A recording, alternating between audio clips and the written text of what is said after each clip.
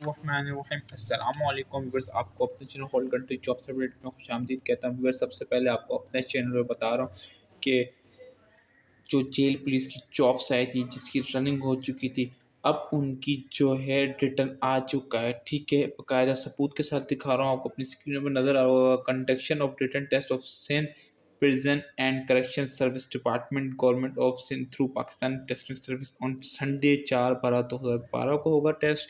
ठीक है, तो तैयारी मुकम्मल रखें अपने। संडे को अपोजिट कायद-ए-आज़म कॉम्प्लेक्स सदर हैदराबाद में होगा और ये सिर्फ हैदराबाद वालों का टेस्ट होगा। सबसे पहले मैंने आपको अपने channel whole country jobs update पर खबर दी है, तो चैनल को सब्सक्राइब कर लो ताकि कराची वालों का और लड़काना वालों का जब आए तो मैं आपको अपने चैनल पर बता दूँ। ठीक है, इसके अलावा कोई भी क्वेश्चन हो भेजिए, आप कमेंट सेक्शन में पूछे, कमेंट का रिप्लाई भी देता हूँ।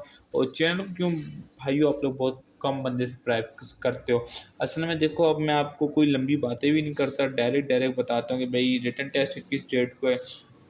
आप लोग टाइम भी वेस्ट नहीं करता, फिर भी सब्सक्राइब नहीं करते यार, सब्सक्राइब कर लो। अल्लाह हाफ़िज़।